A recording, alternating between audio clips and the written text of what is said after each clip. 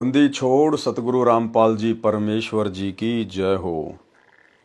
परम पिता परमात्मा सारी सृष्टि के रचनहार कुल मालिक असंख्य ब्रह्मांडों के स्वामी जगत गुरु तीनों लोकों में प्रवेश करके सबका भरण पोषण करने वाले राजाधिराज आत्माधार नाथों के नाथ देवों के देव महादेव सर्वेश्वर महेश्वर मृत्युंजय अजरो अमर आदि अनादि सनातनी प्रभु जगत पिता जगदीश्वर श्री श्री 1008 की उपाधि के वास्तविक अधिकारी अकाल मूर्त शब्द स्वरूपी राम वासुदेव सर्वगतम ब्रह्म परम पूज्य प्रथम पूज्य परम संत परम पुरुष परम धनी परम दयालु सत्य कबीर हक्का कबीर अल्लाह कबीर अल्लाह अकबर बाखबर अल्लाह ताला जगत के तारणहार जगत के मुक्तिदाता जगत के जगन्नाथ हारे के सहारे हिंदुओं के राम मुसलमानों के अल्लाह सिखों के वायुगुरु ईसाइयों के मसीह दया के सागर दया निधि करुणा के सागर करुणा निधि स्वयंभू परिभू संकट मोचन कष्ट हरण मंगल करण दुख भंजन अविगत कबीर निर्विकार निर्विषम परमात्मा अलय अलेख सतगुरु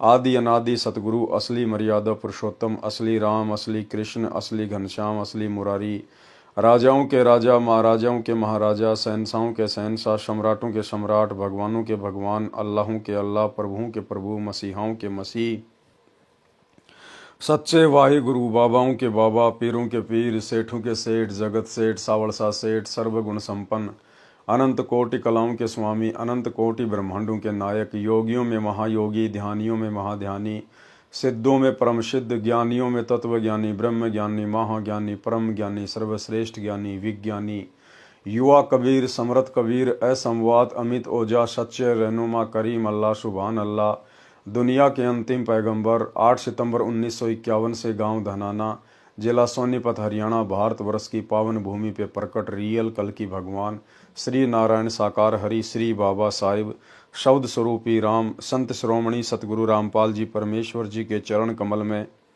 साध संगति से जुड़े हुए देश विदेश से हम सभी सत्सेवक भाई बहनों का अनंत कोटि दंडवत प्रणाम। सत्साई भाई और बहनों, दया पूज्य गुरुदेव भगवान की सतगुरु रामपाल जी परमेश्वर जी की जिनके शुभ आशीर्वाद से विशेष आशीर्वाद से आप और हम सभी साध संगति से जुड़ी हुई सत्सेवक आत्माएं भक्ति मार्ग पर गुरुदेव के तत्व ज्ञान को आधार बनाकर दृढ़ता के साथ अपनी आत्मा के कल्याणार्थ हेतु निरंतर आगे बढ़ रहे हैं। भाई और बहनों, पूज्य गुरुदेव जी की इस कलयुग की पिछली पीढ़ी में मोक्ष के प्राइम टाइम में आप और हम सभी आत्माओं के ऊपर ये एक विशेष अहम रजा है कि गुरुदेव भगवान ने हमें साध संगति से जोड़ा। गुरुदेव भगवान ने हमारा ज्ञान योग खोला और हमें परमेश्वर ने इस मोक्ष मार्ग में आगे बढ़ाया। भाई और बहनों, कबीर सागर के सरलार्थ के ऊपर वीडियो बनाने की श्रृंखला जारी है। इसी श्रृंखला में आज हमारा ये 38वें नंबर का वीडियो है। प्रत्येक वीडियो में परमेश्वर हमें कुछ न कुछ शिक्षा अवश्य देते हैं। साथ ही गुरुदेव के कर कमल से लिखित होने के कारण इस पवित्र पुस्तक को मात्र पढ़ने या सुनने से भी हम ढेर सारे पुण्य के भागी बनते हैं। तो आज के वीडियो में गुरुदेव भगवान ने काफ़ी कुछ जानकारी जगत वाले भाई बहनों के हिसाब से लिखी है, जिसमें धर्मदास जी की वंशगद्दी वाले जो परंपरागत महंत परंपरा से हैं, उनके पीछे जो भगत समाज लगा हुआ है, उनको परम संत जानकर परमेश्वर का सत्य मार्ग जानकर उन आत्माओं के लिए आज विशेष जानकारियां हैं। बाकी हम भगत भाई बहनों के लिए भी बीच बीच में कुछ एक पॉइंट हैं। तो शुरू करते हैं गुरुदेव के कर कमल से लिखित पवित्र पुस्तक कबीर सागर के सरलार्थ के ऊपर वीडियो नंबर 38। ये कबीर सागर का सरलार्थ पेज नंबर 328 अध्याय 4 का सौरोदय का सारांश। कबीर सागर में 21वां अध्याय 4 का सौरोदय पृष्ठ 81 927 पर है। इस अध्याय में परमेश्वर कबीर जी ने मुख्य बात यह कही है कि सारनाम का सुमरण प्राणायाम विधि से किया जाता है। श्वास उश्वास से नाम जाप करने से मोक्ष प्राप्ति होती है। शेष तो मिलावटी तथा बनावटी बातें हैं। जो चौके की विधि लिखी है यह धर्मदास के वंशजों की करामात है। यानी धर्मदास जी की जो वंश परंपरा वाले हैं वो कहते हैं कि सारनाम सार शब्द की कोई आवश्यकता नहीं है, गुरु अपने आप ही पार कर देगा। लेकिन यथार्थ जो बात है वो पूज्य गुरुदेव भगवान ने बताई है कि सारनाम सार शब्द का बहुत ही महत्वपूर्ण स्थान है और साथ ही सारनाम का जाप जो है वो प्राणायाम विधि से किया जाता है। यानी श्वास उश्वास की विधि से होता है। केवल सच्चा सतगुरु ही बता सकता है। अध्याय अलिफनामा का सारांश। कबीर सागर में 22वां अध्याय अलिफनामा पेज 91 पर है। इस अध्याय में 2 प्रश्न हैं। इसमें अरबी भाषा की क ख ग वाला ज्ञान करवाया तथा प्रत्येक अक्षर से परमात्मा की महिमा का वर्णन किया गया है। जैसे सीन स सरासरी सिर साई का सब सीनों के अंदर, साचा वचन सुनो साधो जन स्वाति बरसे समुंदर। काफ यानी क कलब है अरस जमी का सुनकर और नकीरा, नेकी करो बदी बिसारो कुल से कहत कबीरा। इस अध्याय का इतना ही ज्ञान पर्याप्त है। अध्याय कबीर बाणी का सारांश। कबीर सागर में 23वां अध्याय कबीर बाणी पेज नंबर 92 पर है। इस अध्याय में पृष्ठ 101 तक सृष्टि रचना का अधूरा तथा मिलावटी ज्ञान है। सृष्टि रचना का यथार्थ ज्ञान आप इसी पुस्तक के पेज नंबर 603 से 670 तक पढ़ें, यानी आगे जानकारी आएगी। कबीर बाणी पेज 102 तथा 103 का सारांश। धर्मदास जी ने परमेश्वर कबीर जी से प्रसन्न किया कि हे परमेश्वर, मुझे आपने वंश तथा अंश दोनों का ज्ञान दिया है। अंश है नाद यानी वचन के पुत्र तथा शिष्य परंपरा। वंश है बिंद यानी शरीर के पुत्र जो धर्मदास जी के वंश है। धर्मदास जी ने पूछा है कि जो मेरे वंश वाले दीक्षा देंगे वो किस लोक में जाएंगे, और जो अंश वाले से दीक्षा लेगा उसके अनुयायी किस लोक या द्वीप में जाएंगे। धर्मदास उवाच। धर्मदास विनती असलाई, तुमरे चरण मुक्ति गति पाई। उत्पत्ति कारण हम पावा, वंश अंश दोनों निर्तावा। लोक दीप ठोर बतायो, बैठक स्नेह हंस हंस चिन्हायो। कैसा स्वरूप समर्थ है, कैसे हैं सब हंस, के ही करनी ते पाइये, कैसे कटे काल की फंस। सतगुरु वचन यानी जिंदा महात्मा के रूप में फिर गुरुदेव भगवान ने क्या बताया। कहे कबीर सुनो धर्मदासा, अल्प बुद्धि घट महानिवासा। सत्य लोक के हैं अधर अनुपा, तामे हैं 27 दीपा। सत्य शब्द का टेका दीन्या, अगम पोहुमी रचितिन लीन्या। इन्हें आगे गुरुदेव भगवान इन वाणियों का फिर सरलार्थ भी कर रहे हैं, इसलिए हम केवल वाणियां ही पढ़ेंगे। सागर साथ ताही विस्तारा, हंस चले तां रहे विस्तारा। अग्रवास वह सूरन कांति, तां बैठे हंसन की पांति। पोहुप दीप है मध्य सिंहासन, कल्प दीप हंसन को आसन।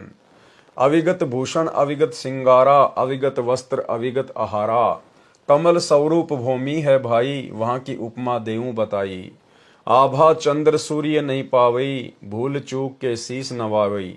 कला अनेक सुख सदा होई, वह सुख भेद यहाँ लहे न कोई।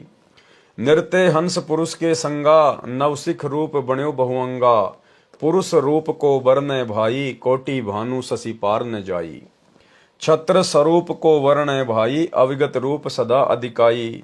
27 दीप में करे आनंदा, जो पहुंचे सो काटे फंदा।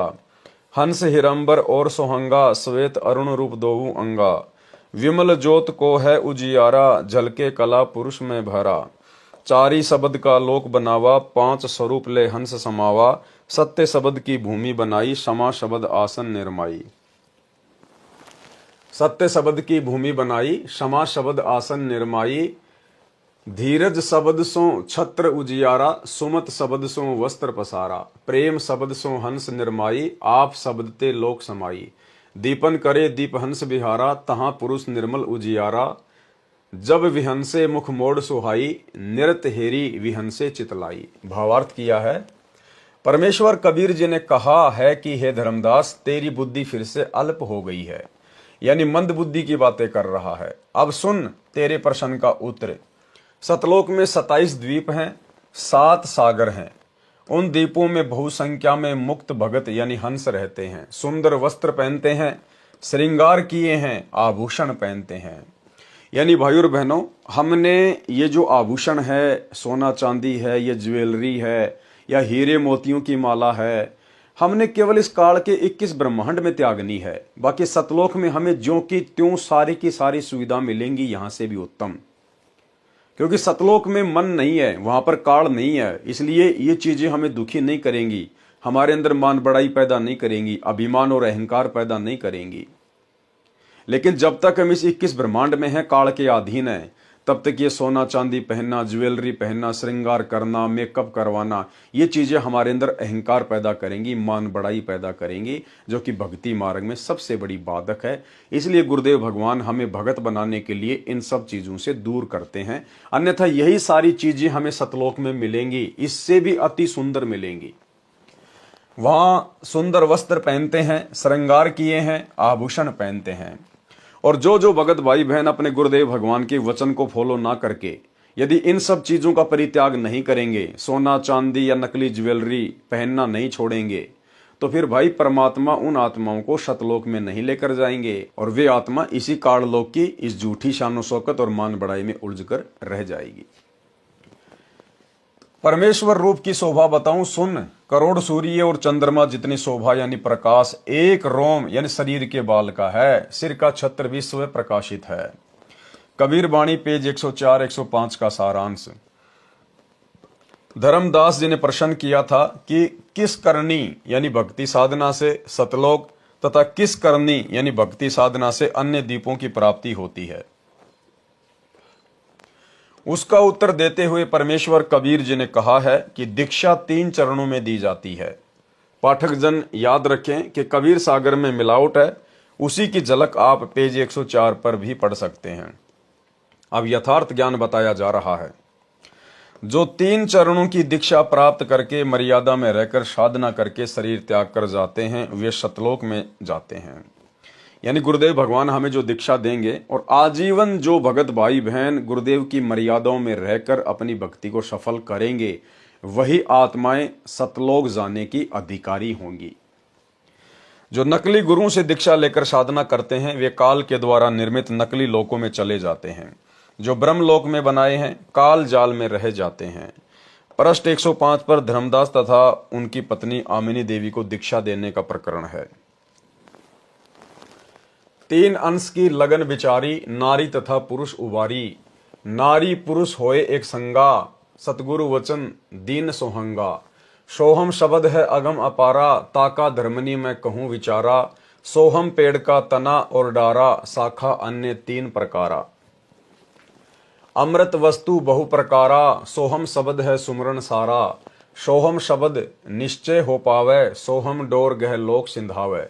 जागट होई सोहम मत सारा, सोई आव लोक हमारा। सुरती नाम सोहम में राखो, परचे ज्ञान तुम जग में भाखो। एती सिद्धि सोहम की भाई, धर्मदास तुम लेओ चितलाई। धर्मदास लीन्या परवाना, भय आदीन छूटा अभिमाना। सोहम करनी उच्च विचारा, सोहम शब्द है जीव उजियारा।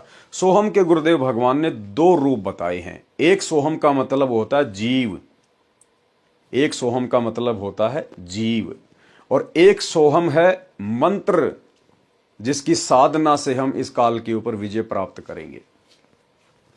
पृष्ठ 106 का सारांश। कबीर धर्मदास उन मन बसो, करो सत्य शब्द की आश।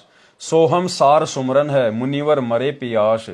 भावार्थ, परमेश्वर कबीर जी ने धर्मदास जी को 3 चरण में दीक्षा क्रम पूरा होने की बात कही तो धर्मदास को दीक्षा लेने की लगन लगी। स्त्री तथा पुरुष यानी पति पत्नी धर्मदास तथा आमिनी देवी ने दीक्षा ली, सोहम शब्द की दीक्षा ली और बताया कि कबीर अक्षर पुरुष एक पेड़ है, क्षर पुरुष यानी निरंजन वा की डार, तीनों देवता शाखा भये पात रूप संसार। वृक्ष का भाग जो पृथ्वी से बाहर दिखाई देता है वह तना तो अक्षर पुरुष है, उसका मंत्र सोहम है। डार को क्षर पुरुष यानी निरंजन जानो, उसका भी मंत्र दिया जाता है। तीनों देवता रजगुण ब्रह्मा, सतगुण विष्णु, तमगुण शिव, उस वृक्ष की शाखा जानो जो पृथ्वी के अंदर वृक्ष की मूल यानी जड़ें हैं। उनको सत्य पुरुष जानो, उनका भी मंत्र जाप का दिया जाता है, वह मंत्र गुप्त रखा जाता है, उपदेशी को बताया तथा सुनाया समझाया जाता है। परमेश्वर कबीर जी ने प्रथम मंत्र देकर फिर सतनाम की दीक्षा दी थी। इस सत्य नाम में 2 अक्षर हैं, एक ओम तथा दूसरा सोहम। धर्मदास जी को प्रथम मंत्र के 5 नामों तथा सत्य नाम के ओम मंत्र तक तो कोई शंका नहीं हुई। इससे ये जाहिर होता है भाई और बहनों कि 650 साल पहले कबीर परमेश्वर सतगुरु रामपाल जी ने धर्मदास जी को प्रथम मंत्र भी कंप्लीट नहीं दिया था। सार नाम सार शब्द तो बहुत दूर की बात है। क्या कह रहे हैं परमात्मा, ध्यान से देखिएगा। धर्मदास जी को प्रथम मंत्र के 5 नामों तथा सत्य नाम के ओम मंत्र तक तो कोई शंका नहीं हुई। यानी धर्मदास को प्रथम मंत्र में केवल बीच बीच के 5 ही मंत्र गुरुदेव भगवान ने दिए थे, क्योंकि कंप्लीट कोर्स तो वर्तमान की पिछली पीढ़ी में ही देना था। अपितु हर्ष हुआ कि जिस विष्णु लक्ष्मी जी को मैं चाहता था उन्हीं के मंत्र मिले हैं। ओम नाम भी जाना माना तथा विश्वसनीय माना, परंतु सोहम शब्द को सुनकर अजीब सा महसूस किया। परमेश्वर कबीर जी अंतर्यामी हैं, सब समझ गए कि धर्मदास जी को शंका है। तब कहा कि यह सोम मंत्र सार सुमरण है, ये विशेष मंत्र है, इसके बिना तो ऋषि मुनि भी प्यासे मर रहे हैं, अर्थात मुक्ति प्राप्त नहीं कर सके। पृष्ठ 108, पृष्ठ 109 पर सामान्य ज्ञान है, जो पहले वर्णन किया जा चुका है। कबीर वाणी पृष्ठ 110 पर सामान्य ज्ञान है। गुरु के प्रति शिष्य की कैसी भावना होनी चाहिए, ये खास ज्ञान है। गुरु के प्रति शिष्य का भाव कैसा हो। गुरु सो अंतर कभू न राखै, प्रेम तीर्ति सो दीनता बाखै। क्या कह रहे हैं परमात्मा, यदि वास्तव में मोक्ष प्राप्त करना है तो गुरु सो अंतर कभू न राखै, अपने गुरुजी से कभी भी हमने दूरी बनाकर नहीं रखनी है। सदा हमने अपने गुरुदेव के चरणों में स्वयं को समर्पित करके रखना है। एक पल भी हमने अपने गुरुदेव भगवान को नहीं भूलना है। गुरु सो अंतर कभू न राखै, प्रेम पीरती सो दीनता भाखै। जे गुरु को निंदे अक्षरों ध्यावै, बिन गुरु अक्षर कैसे पावे। जे गुरु को निंदे और अक्षर को ध्यावै, गुरु ने जो अक्षर दिया है, जो मंत्र दिया है, उसकी तो आप भक्ति कर रहे हो, और अपने गुरु की आप जी निंदा कर रहे हो, तो आप जी कभी जिंदगी में पार नहीं हो सकते। और ये काल भाई और बहनों वर्तमान में सूक्ष्म चाल चलेगा भक्तों की मर्यादा तोड़वाने के लिए, सूक्ष्म चाल। और ये सूक्ष्म चाल वर्तमान में सतलोक आश्रमों में पूरी तरह से चली जा रही है। गुरु की निंदा करवाई जा रही है। भाई और बहनों, गुरु जी का वचन तोड़ना ही गुरु जी की निंदा है। गुरु जी के साथ में धोखा करना है, छल कपट करना है। गुरु ने हमें जो शब्द दे दिया, चाहे तुम रात दिन उस शब्द का जाप करो, उन मंत्रों का जाप करो, और यदि आपकी मर्यादा टूटी हुई है, आपने गुरु के वचन को तोड़ दिया है, आप कभी भी पार नहीं हो पाओगे। तो यहां परमात्मा कह रहे हैं कि आप गुरु जी की तो निंदा कर रहे हो, गुरु जी के साथ में तो धोखा कर रहे हो, छल कपट कर रहे हो, और मंत्रों का जाप कर रहे हो, कभी भी पार नहीं हो पाओगे। 2019 में सतलोक आश्रम मैनेजमेंट हरियाणा ने कांग्रेस सरकार का समर्थन किया, कांग्रेस सरकार को वोट डलवाए। तो जाहिर सी बात है, बीजेपी वाले तो गुरुदेव भगवान की निंदा करेंगे, गुरुदेव को गालियां निकालेंगे। तो भक्तों ने अपने घटिया कर्मों से अपने गुरुदेव की जगत से निंदा करवाई। वर्तमान समय 2024 में वही सतलोक आश्रम मैनेजमेंट हरियाणा कांग्रेस सरकार को छोड़कर अब बीजेपी की गोद में आ बैठा। अब बीजेपी का समर्थन करवाया जा रहा है, बीजेपी सरकार को वोट डलवाए जा रहे हैं। तो अब कांग्रेस वाले गुरुदेव भगवान की निंदा चुगली करेंगे, गालियां निकालेंगे। तो भाई बहन अपने घटिया कर्मों से, अपनी नादानी से अपने गुरुदेव को निंदा का पात्र बना रहे हैं।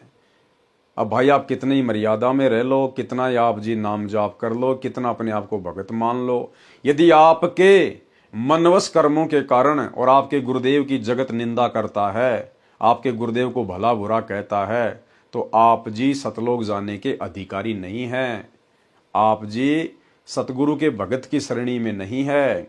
भगत चाहे स्वयं निंदा करे या अपने घटिया कर्मों से अन्य लोगों से अपने गुरुदेव की निंदा करवाए, बात एक ही है। जे गुरु को निंदे अक्षर को ध्यावे, बिन गुरु अक्षर कैसे पावे। गुरु संगाती शब्द लखावे, जाके बल हंसा घर आवे। गुरु सवाती गुरु रूप स्वरूपा, गुरु पारस है आदि अनुपा। गुरु भृंगी गुरु सो बहुरंगी, कीटते कर ही आप हित संगी। गुरु है साचे सिद्ध समाना, गुरु मलियागिर वास परमाना। जैसे सने कमल और भौरा, जैसे सने चंद्र अरु चौरा। यानी अपने गुरुजी के साथ में भगत को किस प्रकार से लग के रहना चाहिए, कितना प्रेम एक भगत का अपने गुरुदेव भगवान में होना चाहिए। जैसे स्नेह कमल और भौरा, जैसे स्नेह चंद्र अरु चकोरा। जैसे स्नेह लहर जल अंगा, जैसे स्नेह दीप पतंगा। जैसे स्नेह मृगा और जंत्री, जैसे स्नेह चकमक और पथरी। जैसे स्नेह स्वाति और पपीहा, जैसे स्नेह चुंबक और लोहा। जैसे स्नेह मीन अरु नीरा, जल बिछुरे व तजे शरीरा। ऐसे गुरु शिष्य को संदेशा, मुक्ति होए गुरु मिटायो अंदेशा। एते सने है शिष्य सईदानी, इतने गुरु के तत्व बखानी। गुरु की दया चलो रे भाई, बिन गुरु पार न पावे कोई।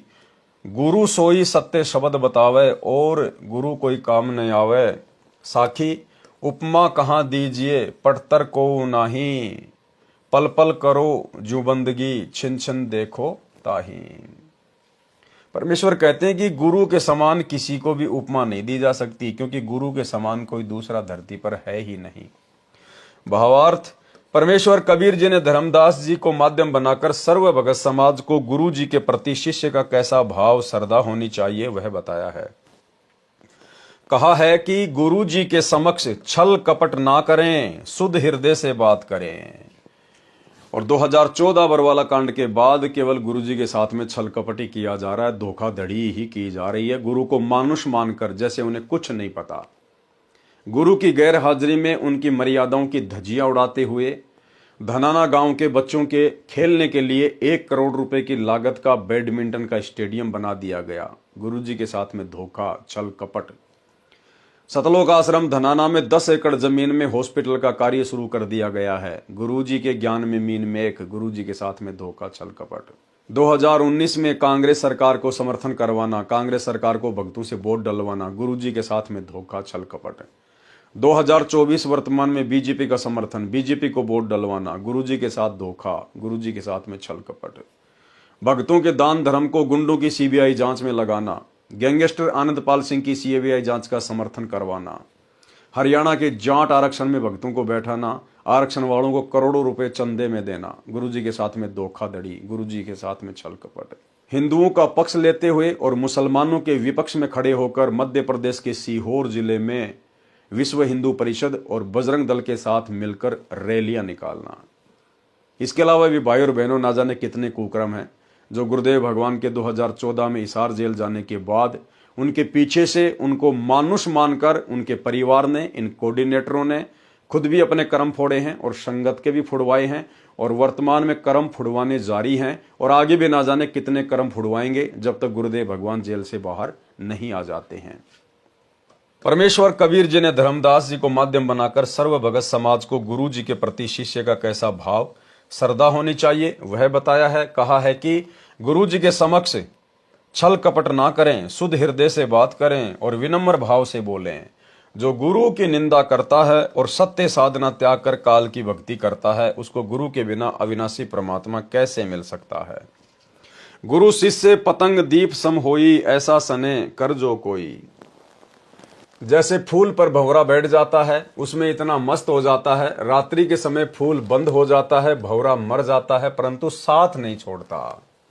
लेकिन 2014 बरवाला कांड 8 वर्षों तक अपने गुरुजी का साथ छोड़कर गुरुजी के साथ में धोखाधड़ी करते हुए गुरुजी का छोटा भाई महेंद्र 8 साल तक भगोड़ा बन के घूमा, गुरुजी का लड़का भगोड़ा बन के घूमा, अन्य बड़े बड़े सेवादार भगोड़े बन के घूमे। इन्होंने गुरुजी का साथ उसी समय त्याग दिया जिस समय बरवाला कांड हुआ। इनकी मनमानी हरकतें फैल हो गई, इन्होंने जैसा सोचा था वैसा हुआ नहीं। और जब पुलिस प्रशासन गुरुदेव भगवान को अरेस्ट करने के लिए आया तो यही सारे के सारे लोग जो बरवाला कांड के मुख्य सूत्रधार हैं, गुरुदेव का भाई, गुरुदेव के लड़के, अन्य बड़े बड़े परम भगत समझे जाने वाले लोग, ये सारे के सारे लोग बच निकलकर भागने का प्रयास कर रहे थे, लेकिन ये पुलिस की हत्थे चढ़ गए और काफी संख्या में लोग भगोड़े बनकर घूमते रहे पिछले 8-10 वर्षों तक। कुछ तो वर्तमान में भी भगोड़े बनकर घूम रहे हैं। अन्य उदाहरण चांद तथा चकोर पक्षी का बताया है कि एक चकोर पक्षी रात्रि में चंद्रमा की ओर उसी समय से देखना शुरू कर देता है जिस समय उदय होता है। एक टक दृष्टि जमाए रहता है, चंद्रमा ऊपर होता है तो चकोर पक्षी गर्दन ऊपर करता चला जाता है। चंद्रमा जब पीछे को जाता है तो वृक्ष पर बैठा चकोर पक्षी गर्दन ऊपर से पीछे की ओर करता चला जाता है। एक पल भी चंद्रमा से नजर भी नहीं हटाता। कई बार वृक्ष से गिर जाता है, उसकी गर्दन टूट जाती है, फिर भी पृथ्वी पर पड़ा पड़ा भी चंद्रमा से दृष्टि नहीं हटाता। यानी इतना प्रेम जब तक आप और भगत भाई बहनों का अपने गुरुदेव के प्रति नहीं होगा, और ये प्रेम भाई और बहनों ऐसे नहीं उमड़ेगा। ये प्रेम उमड़ेगा जब हम पतिव्रता पद की भक्ति करेंगे, केवल अपने गुरुदेव को ही परमेश्वर मानकर, कबीर जी मानकर, अपना इष्ट मानकर भक्ति करेंगे। आपने गुरु बना रखा है, साथ में आप जी दाढ़ी मूछ वाले कबीर जी को कबीर मानकर, परमात्मा मानकर आप उसकी फोटो अपने गले में लटका के घूम रहे हैं, अपने घर पर दरबार साहिब में लगा के रखे हुए हैं, आश्रमों में टांग रखी है। जो उनके महीने में उस मुर्दा फोटो को कबीर मानकर उसका आप कबीर प्रकट दिवस मनाते हो, तो आप जी कभी भी अपने गुरु के प्रति अपने हृदय में वो प्रेम पैदा नहीं कर सकते, क्योंकि अभी आप व्यभिचारिणी भक्ति कर रहे हो, अभी आप वैश्या भक्ति कर रहे हो। आपको पतिव्रता भक्ति पर आना पड़ेगा, केवल एक इष्ट, और वो केवल हमारा गुरु, दूसरा कोई नहीं। कई बार अंधेरी कृष्ण पक्ष की रात्रि में अग्नि के अंगारे को उदय होता चंद्रमा जानकर चोंच में भर लेता है। जीव जल जाती है, मर जाता है, अंगारा को छोड़ता नहीं है। ऐसा प्रेम गुरु के प्रति शिष्य का होना चाहिए, तब परमात्मा प्राप्त होता है। चकोर पक्षी को चांद से कुछ मिलना भी नहीं होता, फिर भी फिदा हो जाता है। गुरु से अनमोल पदार्थ सत्य भक्ति तथा परमेश्वर मिलता है। इस सौदे में हानि तो है ही नहीं। हिरण यानी मृग को वश में करने वाला शिकारी एक यंत्र से धुन निकालता है। उस धुन को सुनकर हिरण शिकारी की ओर खींचा चला जाता है। दुश्मन के सामने अपना मुख रख देता है, शिकारी उसको पकड़ ले जाता है, मारकर अपना सवार सिद्ध करता है, परंतु हिरण पीछे नहीं हटता। गुरु के साथ ऐसा प्रेम शिष्य का होना चाहिए, मोक्ष अवश्य मिलेगा। जैसे पपीहा पक्षी पृथ्वी पर खड़ा पानी नहीं पीता, चाहे प्यास से मर जाए, वह आकाश से वर्षा का पानी पीता है, इसी प्रकार शिष्य को अपने गुरु के अतिरिक्त अन्य गुरु से कोई वास्ता नहीं होना चाहिए। लेकिन यहां तो वास्ता हो गया। गुरुदेव भगवान कह रहे हैं, यदि आपको अपने गुरु की प्राप्ति करनी है, मोक्ष प्राप्त करना है, तो अपने पपीहे जैसा बनना पड़ेगा। पपीहा इस पृथ्वी का पानी नहीं पीता, चाहे कितना ही पानी क्यों ना हो। वो स्वाति नक्षत्र में आकाश से गिरने वाली बूंद का पानी पीता है। इसी प्रकार भाई और बहनों, वर्तमान में इन सतलोक आश्रमों में अपने गुरुदेव भगवान का जहां इंतजार करना चाहिए था शब्द के लिए, उस बूंद के लिए, हम पपीहे हैं, हमारे गुरुदेव भगवान वो बूंद है स्वाति नक्षत्र की। लेकिन इन आश्रमों में काल प्रेरणा से ये परीक्षा का समय चल रहा था, परमात्मा भक्तों की बुद्धि विवेक को चेक कर रहे हैं। लेकिन इन आश्रमों में काल प्रेरणा से सभी भगत भाई बहनों की मर्यादाएं तोड़वा दी गई है। किसी ने भी अपने गुरुदेव भगवान से प्रेम करते हुए उनके आने का इंतजार नहीं किया। और वो बूंद जो केवल हमने हमारे गुरुदेव भगवान से ही अपने अंतःकरण में डलवानी थी, वो बूंद, और वो भी नकली बूंद, लाखों की संगत ने धनाना आश्रम में जाके, रोहतक आश्रम में जाके, मुंडका आश्रम में जाके, और वो नकली फर्जी सार शब्द ले लेके अपने आप को धन्य मान रहे हैं। कभी भी मोती नहीं बनेगा। भगत भाई बहनों से लिए गए फर्जी सार नाम से कभी भी मोती नहीं बनेगा। यदि वो असली भी है तो ये लोग उस नाम को देने के अधिकारी नहीं हैं, जिस कारण से कभी भी मोती नहीं बनेगा, मोक्ष प्राप्ति नहीं होगी। हमने अपने गुरुदेव भगवान का इंतजार करना चाहिए था, क्योंकि मालिक ने पपीहे का उदाहरण दिया। जैसे पपीहा पक्षी पृथ्वी पर खड़ा पानी नहीं पीता, चाहे प्यास से मर जाए, वह आकाश से वर्षा का पानी पीता है। इसी प्रकार भक्तों ने केवल अपने गुरुदेव भगवान के आने के बाद उनसे सार नाम लेना चाहिए था। इसी प्रकार शिष्य को अपने गुरु के अतिरिक्त अन्य गुरु से कोई वास्ता नहीं होना चाहिए। अब भक्तों के गुरु कौन बन गए? जिन्होंने वो सार नाम दिया है, सार शब्द दिया है या दिलवाया है, वो बन गए भक्तों के गुरु।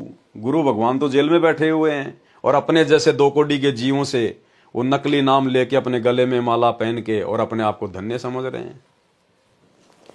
जैसे मछली पानी के बिना पल भी नहीं रह सकती, यदि जल से दूर हो जाती है तो मर जाती है। जिस शिष्य का ज्ञान योग खुल जाता है, यानी जिसको मोक्ष के महत्व का पता चल जाता है, तो उसकी दशा मछली मीन जैसी हो जाती है। अब ये ज्ञान योग भाई और बहनों केवल सत्सेवकों का खुला है, केवल सत्सेवकों का। ये दास जो बार बार कहता है ना कि केवल सत्सेवकों का ही ज्ञान योग वर्तमान में गुरुदेव भगवान ने खोल रखा है। इसलिए केवल सत्सेवकों को ही सतगुरु रामपाल जी में परमेश्वर दिखाई देता है, कबीर भगवान दिखाई देता है। तो बहुत सारे भाई बहन मजाक करते हैं, हाँ तुम्हारा ज्ञान योग खुल गया, तुम्हारा ज्ञान योग खुल गया। गुरुदेव भगवान खुद कह रहे हैं कि जिस शिष्य का ज्ञान योग खुल जाता है उसके बाद क्या होता है, जिस शिष्य का ज्ञान योग खुल जाता है, यानी जिसको मोक्ष के महत्व का पता चल जाता है, तो उसकी दशा मछली जैसी हो जाती है। यदि किन्हीं कारणों से गुरु से दूर हो जाता है तो जीना हराम हो जाता है। गुरु भी वही पूर्ण है जो सत्य मंत्र देता है, अन्य गुरु कुछ काम नहीं आता। गुरु को पल पल देखो और प्रणाम करो। कबीर नैनो अंदर आवे तू, जब ही नैन झपेऊं, ना मैं देखूं और को ना तुझे देखन देऊं। भावार्थ, सच्चा प्रेम जब किसी से होता है तो इतना बेईमान हो जाता है। कहा है कि गुरुदेव यदि आंखों में समाने योग्य होता तो आपको आंखों में डालकर आंखें बंद कर लेता, न तो मैं आपके अतिरिक्त किसी को देखूं और न आपको देखने दूं। यानी इतना अपनापन शिष्य का गुरु के प्रति होना अनिवार्य है। विशेष ज्ञान। धर्मदास जी ने परमेश्वर कबीर जी से शरीर में बने कमलों के विषय में जानना चाहा, तो परमेश्वर कबीर जी ने कमलों का ज्ञान करवाया। कबीर परमेश्वर जी ने कबीर सागर के अध्याय अनुराग सागर के पेज 151 तथा भवतारण बोध पृष्ठ 57 पर केवल 8 कमलों का ज्ञान दिया है। कबीर बानी अध्याय पेज 111 पर 9 कमलों का ज्ञान करवाया है। बताया है कि 9वें कमल में पूर्ण ब्रह्म है। कबीर बानी पेज 111 का सारांश। इस पृष्ठ पर परमेश्वर कबीर जी ने विशेष गुप्त ज्ञान दिया है। इसमें 9वें कमल का ज्ञान बताया है तथा उस 9वें कमल में पूर्ण ब्रह्म का निवास है। कमलों के विषय में संपूर्ण ज्ञान पढ़ें अनुराग सागर के सारांश में, पृष्ठ 151 के सारांश में, इसी पुस्तक के पेज 152 से 161 तक, जो कि पहले आप और हम भाई बहन पढ़ चुके हैं। कबीर बाणी पृष्ठ 112 113 का सारांश है। पृष्ठ 111 पर तो स्थूल शरीर के कमलों का ज्ञान करवाया है। इन पृष्ठों पर सूक्ष्म शरीर में बने कमलों का ज्ञान बताया है। सूक्ष्म शरीर के कमलों का ज्ञान। प्रथम कमल में शुक्ल हंस रहते हैं, बहुत बड़ा विस्तार है। नंबर 2, दूसरे कमल में सहजदास जी का निवास है। नंबर 3, तीसरे कमल में इच्छा का निवास है। नंबर 4, चौथे कमल में मूल सुरती है। नंबर 5, पांचवें कमल में सोहम सुरती है, साथ में इसके अंश भी हैं। नंबर 6, छठे कमल में अचिंत का निवास है। नंबर 7, सातवें कमल में अक्षर का निवास है। नंबर 8, आठवें कमल में तेज का निवास है। नंबर 9, 9वें कमल में सत्य पुरुष जी रहते हैं। सब कमलन का किया निर्वारा, ज्ञानी पंडित करो विचारा। अन्य सामान्य ज्ञान है जो पूर्व के अध्यायों के सारांश में वर्णन हो चुका है। कबीर बाणी पृष्ठ 114 115 पर सामान्य ज्ञान है, साधक को इनकी आवश्यकता नहीं है। इस सृष्टि रचना का विषय है, जो सृष्टि रचना में पढ़े वह पर्याप्त है। पृष्ठ 116 पर गलत ज्ञान है, मिलावटी है। पृष्ठ 117 पर सृष्टि रचना का आंशिक ज्ञान है, अंडे से ज्योति निरंजन की उत्पत्ति का ज्ञान है। पृष्ठ 118 119 पर भी सृष्टि रचना का अधूरा तथा कुछ गलत कुछ ठीक ज्ञान है, जो पहले के अध्यायों में लिखा जा चुका है। पृष्ठ 119 पर भी ज्योति निरंजन की उत्पत्ति अंडे से हुई, इसका ज्ञान है। पृष्ठ 120 121 पर ऐसा ज्ञान है जो पहले कई बार वर्णन किया गया है, अचिंत आदि की उत्पत्ति का ज्ञान है। पृष्ठ 122 123 में सृष्टि रचना का अंश है, संपूर्ण सृष्टि रचना पृष्ठ 625 पर पढ़े। पृष्ठ 124 125 पर सामान्य ज्ञान है। पृष्ठ 124 पर कबीर बानी में लिखा है कि धर्मदास जी ने नाम के प्रताप को जानने की जिज्ञासा की, जिसके बल से सत्यलोक में जा सकें। परमेश्वर कबीर जी ने बताया कि पृथ्वी लोक से सतलोक तक जाने के रास्ते में 7 शून्य यानी खाली स्थान है, और प्रत्येक शून्य के पहले और बाद में कुल 10 लोक हैं। 7 शून्य 10 लोक प्रमाना, अंश जो लोक लोक को शाना। 9 स्थान है 10वां घर साचा, तेही चढ़ी जीव सब बाचा। 16 संग पर लागी तारी, तेही चढ़ी हंस भय लोक दरबारी। भावार्थ, पृथ्वी लोक तथा स्वर्ग लोक के बीच में खाली स्थान है। एक ब्रह्मांड में ब्रह्म लोक है, शेष सभी लोकों का एक समूह बनाया है, जैसे पृथ्वी लोक, स्वर्ग लोक तथा 7 पाताल लोक, श्री विष्णु लोक, श्री शिव लोक, श्री ब्रह्मा लोक, 88,000 पुरियां यानी खेड़े, यह एक समूह है। ब्रह्मलोक और समूह के बीच में एक शून्य है, दूसरी शून्य ब्रह्मलोक के चारों ओर है, तीसरी शून्य 5 ब्रह्मांडों के चारों ओर है, चौथी शून्य 20 ब्रह्मांडों के चारों ओर है, पांचवी शून्य काल ब्रह्म के 21 ब्रह्मांडों के चारों ओर है, छठी शून्य अक्षर पुरुष के निज स्थान जिसे अक्षर पुरुष लोक कहा जाता है, जो एक ब्रह्मांड में है। अक्षर पुरुष का ब्रह्मांड एक संग ब्रह्मांडों का है। अक्षर पुरुष ने एक ब्रह्मांड अपने लिए रखा है, शेष 6 महाब्रह्मांडों में 6 संग ब्रह्मांडों को घेरा है। जो अक्सर पुरुष का निजी ब्रह्मांड है। अब भाई और बहनों, ये बहुत ही गूढ़ जानकारियां हैं, बहुत ही आगे के लेवल की जानकारियां हैं, जो यहाँ पर किसी को सौपन में भी नहीं हो सकती, काल को सौपन में भी नहीं हो सकती यहाँ पर, बाकी तो होगी किसको, साधु संत शंकराचार्य तो छोड़ दीजिए। ये परमात्मा अक्सर पुरुष के ब्रह्मांडों की जानकारी दे रहे हैं कि अक्सर पुरुष ने अपने सात संग ब्रह्मांडों को किस प्रकार से सेट किया है। अक्सर पुरुष का ब्रह्मांड एक संख ब्रह्मांडों का है, यानी एक ब्रह्मांड में, एक महाब्रह्मांड में अक्सर पुरुष ने एक संख ब्रह्मांडों को सेट किया हुआ है।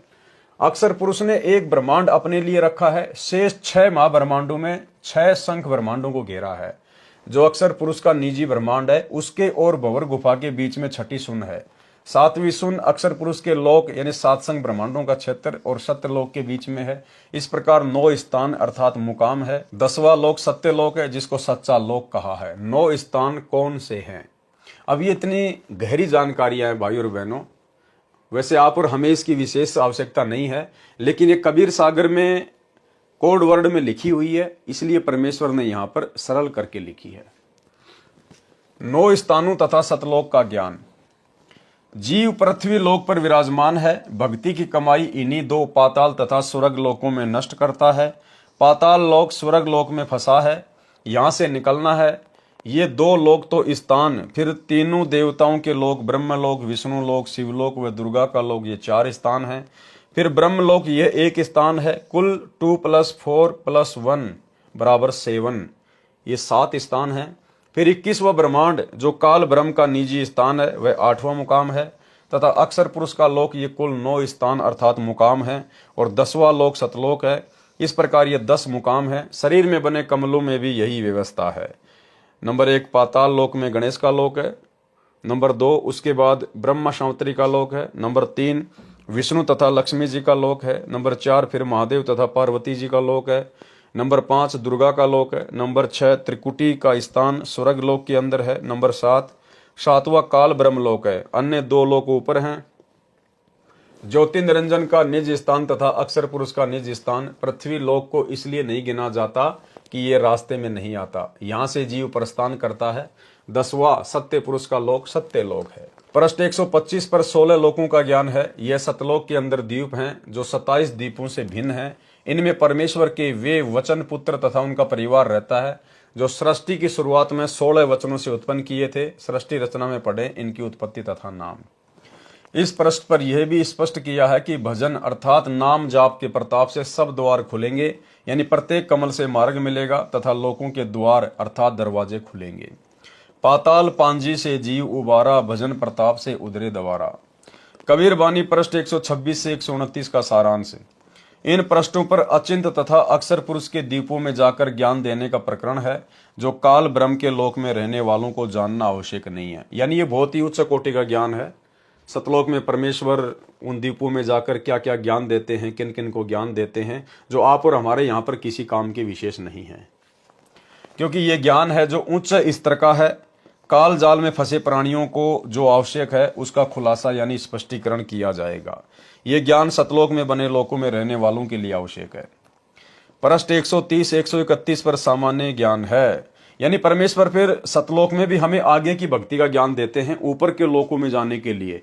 तो गुरुदेव कह रहे हैं कि ये ज्ञान आप लोगों के लिए आवश्यक नहीं है, क्योंकि आपने तो पहले 21 ब्रह्मांड से सतलोक जाना है। सतलोक में जाने के बाद फिर परमेश्वर इसी प्रकार से ऊपर के लोकों में जाने के लिए हमें ज्ञान देते हैं।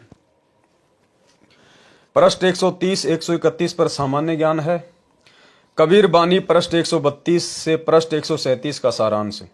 इन पृष्ठों में 12 पंथों का ज्ञान है। ये विस्तृत जानकारी इसी पुस्तक कबीर सागर का सरलार्थ में ज्ञान सागर के सारांश में पेज 88 से 91 पर पढ़े। कुछ संक्षिप्त जानकारी लिखता हूं। कबीर बानी के पेज 132 133 पर स्पष्ट है। धर्मदास जी ने परमेश्वर कबीर जी से प्रार्थना की कि हे परमेश्वर, धर्मदास विनती अनुसारी, पायो बोल वचन में हारी, मैं तरो और तरे हमारी शाखा, और पिछले सभी पुरखा। भावार्थ, धर्मदास जी ने कहा कि हे प्रभु, मेरा मोक्ष हो और मेरी 42 पीढ़ी की सब शाखाओं का जीवों का मोक्ष हो तथा पिछले जो पहले दादा परदादा हैं वे भी पार हों। परमेश्वर कबीर जी ने कहा कि हे भोले भगत, आप तो केवल अपनी अपनी संतान तथा पीढ़ियों को पार करने की बात कर रहे हो। मैं तो विश्व के प्राणियों का उद्धार करने की बात कर रहा हूं। सतगुरु वचन। तब सतगुरु मन में विहंसाने यानी हंसे, ते क्या मांगा कुछ मांग न जाने। सर्व सृष्टि तारो भाई, तुम तो आपन वंश ठहराई। ये प्रपंच काल सब कीन्या, तुम्हारी बुद्धि काल खींच लीन्या। तब धर्मदास बहे मलीना, जैसे कमल फूल मुरझीना। तब सतगुरु बोध विचारा, धर्मदास तुम अंश हमारा। एक वस्तु गुप्त हम राखी, सो निर्णय नहीं तुम सो भाखी।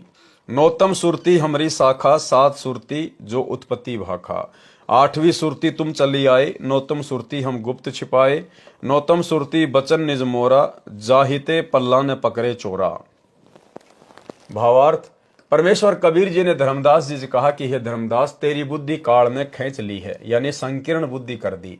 तूने क्या मांगा कि मेरे वंश के पहले और आगे वाले पार हो जाएं, ऐसी कृपया करो। तूने मांगना भी नहीं आया। मैं तो सर्व सृष्टि को तारने के लिए प्रयत्न कर रहा हूं। यह सुनकर धर्मदास शर्मिंदा हो गए। कबीर परमेश्वर जी ने बताया कि मेरी योजना क्या है, ये मैंने तेरे को पहले नहीं बताया, ये गुप्त रखी थी। अभी तक तो मैंने सात सुरती का ज्ञान दिया है, यानी सात अच्छी आत्माओं का ज्ञान बताया है। आप धर्मदास आठवीं सुरती हो, यानी मेरे द्वारा भेजी गई आत्मा हो। आपके पुत्र चूड़ामणि यानी मुक्तामणि को मैं गुरु पद दूंगा, परंतु उस परंपरा यानी बिंद परंपरा में छठी पीढ़ी यानी छठी गुरु गद्दी वाले को काल के चलाए 12 पंथों में से 5वां टकसारी पंथ वाला भ्रमित कर देगा। तब तेरी वंश गद्दी वाले उस काल पंथ यानी टकसारी पंथ वाली आरती चौका और यथार्थ मंत्र को छोड़कर अन्य मंत्र अजर नाम, अमर नाम, अमी नाम आदि आदि व्यर्थ मंत्र दीक्षा में देना शुरू कर देंगे। इस प्रकार तेरी बिंद परंपरा से यथार्थ भक्ति समाप्त हो जाएगी। फिर जब कलयुग 5505 यानी 5505 बीत जाएगा, तब मेरा यथार्थ पंथ यानी सत्य साधना शुरू होगी। अनुराग सागर पेज 140-141 पर लिखा है कि तेरी छठी पीढ़ी वाले को टकसारी पंथ का मुखिया भ्रमित करेगा। बहुत महत्वपूर्ण प्रमाण। भाई और बहनों, हम इसी कबीर सागर के सरलार्थ में पहले जो शुरू में वीडियो बने थे उनमें यह प्रकरण पूरा आ चुका है। अति महत्वपूर्ण प्रकरण, इसलिए हम इसको सीधा सीधा ही पढ़ेंगे। बहुत महत्वपूर्ण प्रमाण। परमेश्वर कबीर जी ने बताया कि हे धर्मदास, तू मेरा अंश है। मैं तुझे एक अति गुप्त भेद बताता हूं जो मैंने अभी तक तुझसे छुपा रखा है। सात सुरती तो उत्पत्ति करने वाली है, तुम आठवीं सुरती हो। धर्मदास कौन सी सुरती है? आठवीं सुरती। तथा नौतम सुरती मेरा निज वचन है, यानी उसको पूर्ण मोक्ष मंत्र देने का अधिकार मैंने दिया है। ये अपने स्वयं के विषय में कह रहे हैं गुरुदेव भगवान कबीर परमात्मा, अपने स्वयं के विषय में कह रहे हैं, क्योंकि परमात्मा ने वर्तमान में नौतम सुरती के रूप में धरती पर इस 12वें पंथ के अंतिम समय में आना था। तो वही कबीर परमेश्वर स्वयं ही नौतम सुरती 17 फरवरी 1988 को आदरणीय राम देवानंद जी को अपना मुंह बोला गुरु बनाकर 12वें पंथ में प्रवेश करके आ चुके हैं और सन 1994 से अपने 13वें यथार्थ कबीर पंथ की शुरुआत कर चुके हैं। जो उससे दीक्षा लेगा उसको काल चोर रोक नहीं सकता। धर्मदास ने प्रार्थना की कि हे परमात्मा, मुझे वह वचन बताओ जिससे जीव जन्म मरण के चक्कर में ना आए। परमात्मा कबीर जी ने कहा कि 8 बूंद यानी सतलोक में स्त्री पुरुष से उत्पन्न अच्छी आत्माओं हंसों द्वारा काल लोक से जीव मुक्त कराने की योजना बनाई थी। तुम 8वीं बूंद हो। धर्मदास कौन सी बूंद है? 8वीं बूंद। तुम सबको काल ने भ्रमित कर दिया, यानी धर्मदास जी को भी काल ने भ्रमित कर दिया।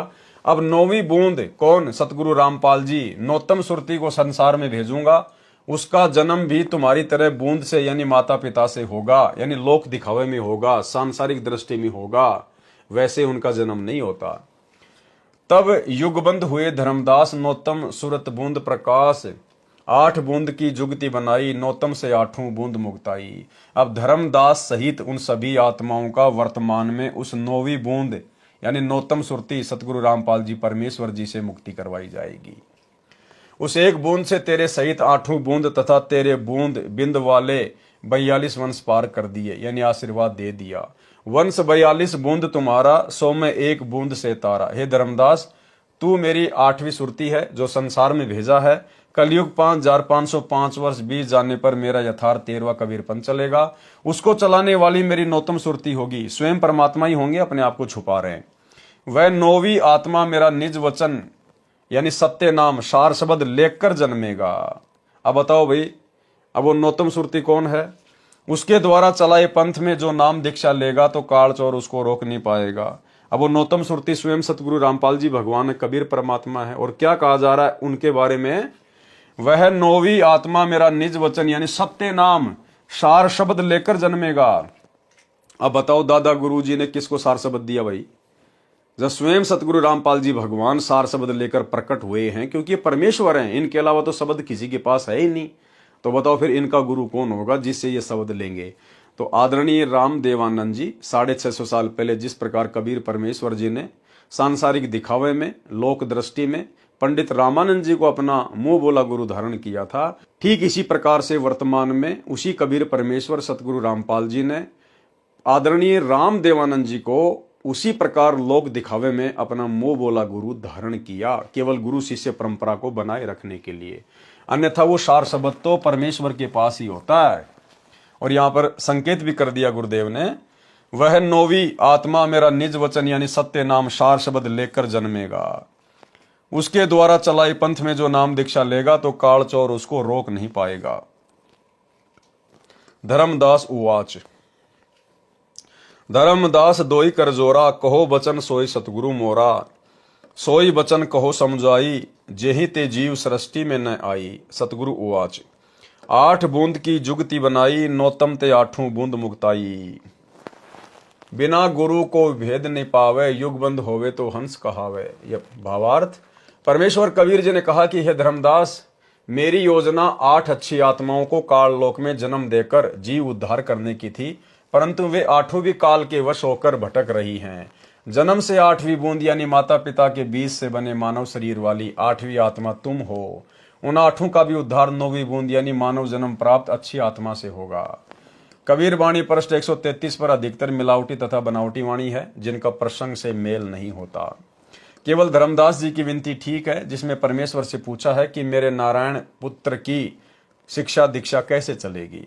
धर्मदास विनती अनुसारी, साहब विनती सुनो हमारी। नारायण दास हमारे पुत्र सोई, उनकी सिखावन कैसी होई। सतगुरु उवाच, तब सतगुरु यह वचन पुकारा, चूड़ामणि वंश छत्र उजियारा। और सब जीव काल धर खाई, नारायण जीव काल का भाई। चूड़ामणि नाम से काल डराई, सत्य नाम है तो जीव मुक्ताई। तिनकी सनद चले संसारा, उनके हाथ नाम सत हमारा। ये वाणी उचित है, शेष बनावटी है। भावार्थ परमेश्वर कबीर जी ने स्पष्ट कर दिया कि नारायण दास तो काल का भेजा जीव है, वह हमारे मार्ग पर नहीं चलेगा। उसने तो श्री कृष्ण जी की महिमा बताई थी, चूड़ामणि को मैं गुरुपद दूंगा, उसके सिर पर गुरुपद का छत्र लगेगा। अनुराग सागर के पेज 140 पर स्पष्ट किया है कि चूड़ामणि की परंपरा भी भ्रमित होकर कालजाल में रह जाएगी। उपरोक्त वाणी में यह भी स्पष्ट कर दिया है कि यदि गुरु पद पर विराजमान के पास सतनाम है तो जीव मुक्त होंगे। उनकी सनद यानी प्रमाणिकता संसार में मुक्ति के लिए मान्य होगी। उनके हाथ में हमारा सत शब्द भी रहेगा, अन्यथा न गुरु का मोक्ष होगा न अनुयायियों का। सतनाम तथा सार शब्द चूड़ामणि जी के पास नहीं था, वह तो अब सन 1997 तक छुपा कर रखना था। कबीर वाणी पेज 134 का सारांश। कबीर परमेश्वर जी ने पेज 134 पर अंकित अमृतवाणी में स्पष्ट किया है कि चूड़ामणि से तेरे बिंद यानी पीढ़ी का पंथ चलेगा, ये मेरी उत्तम आत्मा है। परंतु आगे तेरे पंथ में यानी कबीर जी के नाम से चले 12 पंथों में प्रथम पंथ में विरोध चलेगा। 6ठी पीढ़ी के पश्चात काल साधना शुरू हो जाएगी, ये पंथ भी काल पंथ ही होगा। तेरे पंथों के मुखिया कैसे होंगे? वंश परंपरा। प्रथम वंश उत्तम, ये चूड़ामणि जी के विषय में कहा है। दूसरा वंश अहंकारी, ये जागुदास जी है। तीसरा वंश प्रचंड, ये सूरत गोपाल जी है। चौथा वंश बिरहे, ये मूल निरंजन पंथ है। 5वां वंश निंद्रा, ये टकसारी पंथ का मुखिया है। 6ठा वंश उदास विरोध, ये भगवान दास जी का पंथ है। 7वां वंश ज्ञान चौतराई, ये सतनामी पंथ है। 8वां वंश द्वादश पंथ विरोध, ये कमाल जी का कमालीय पंथ है। 9वां वंश पंथ पूजा, ये राम कबीर पंथ है। 10वां वंश प्रकाश, ये परम धाम की वाणी पंथ है। 11वां वंश प्रकट पसारा, ये जीवा के पंथ के विषय में है। 12वां वंश प्रकट होए उजियारा, ये संत गरीबदास जी गांव छुडानी जिला झज्जर हरियाणा प्रांत वाले के विषय में है। 13वें पंथ मिटे सकल अंधियारा, ये रामपाल दास के विषय में है, जिसको नौतम सुरती कहा है। और एक छोटा सा वीडियो गुरुदेव भगवान के मुख कमल से, जिसमें परमेश्वर ने स्पष्ट कर दिया कि वो 13वां वंश ये दास है जो आपके सामने है, भाई तुम कब पहचानोगे? सुनिए। यानी 12वां पंथ गरीबदास जी के द्वारा जो चलाया जाएगा उसमें मेरी महिमा का कुछ कुछ उजियारा सा होगा, क्लियर नहीं होगा। और 13वें वंश मिटे सकल अंधियारा। बोल सतगुरुदेव की जय।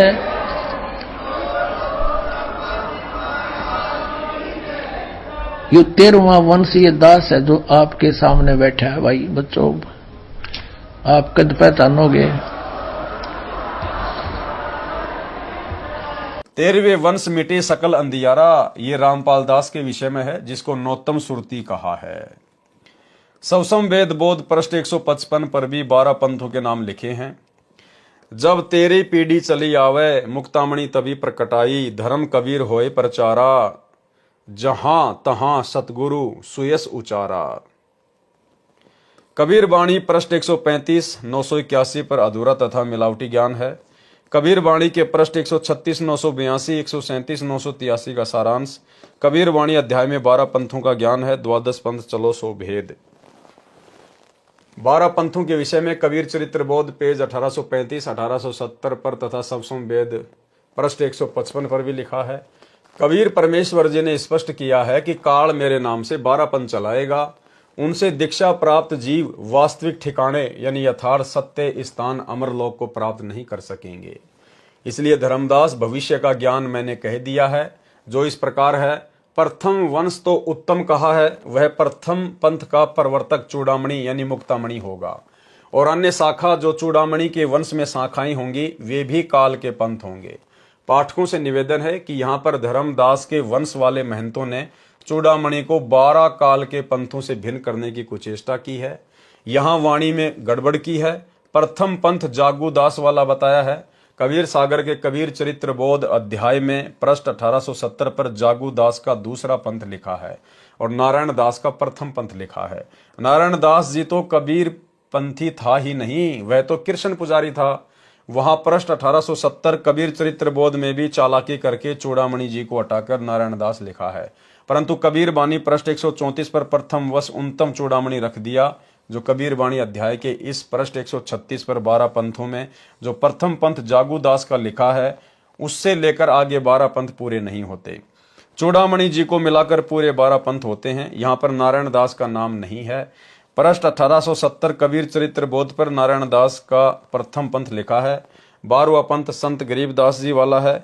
चूड़ामणि जी का प्रथम पंथ है, जिसकी मुख्य गद्दी दामाखेड़ा छत्तीसगढ़ में है तथा इसी दामाखेड़ा से स्वयंभू गुरु खरसिया बिहार में काल प्रचारक गुरु बना। इन सब का विस्तार अब तक कबीर जी के नाम से चल रहा है। अब पढ़ें वह अमृतवाणी अध्याय कबीरवाणी पृष्ठ 136। द्वादश पंथ चलो सो भेद। द्वादश पंथ काल फुरमाना, भूले जीव ने जाय ठिकाना। ताते आगम कई हम राखा, वन समारा चूड़ामणि शाखा। प्रथम जग में जागू भरमावे, बिना भेद वो ग्रंथ चुरावे। दूसर सुरती गोपाल ही होई, अक्सर जो जोग दरड़ावे सोई। तीसरा मूल निरंजन बाणी, लोक वेद की निर्णय ठानी। चौथे पंथ टकसार भेद ले आवे, नीर पवन को संधि बतावे। सो ब्रह्म अभिमानी जानी, सो बहुत जीवन की करी है हानि। पांचों पंथ बीज को लेखा, लोक परलोक कहे हमने देखा। 5 तत्व का मरम दरड़ावे, सो बीजक सुकल ले आवे। छठवा पंथ सत्य नामी प्रकाशा, घटके माही मार्ग निवासा। 7वां जीव पंथ ले बोले वानी, भयो प्रतीति मरम नहीं जानी। 8वें राम कबीर कहावे, सतगुरु भ्रम ले जीव दरड़ावे।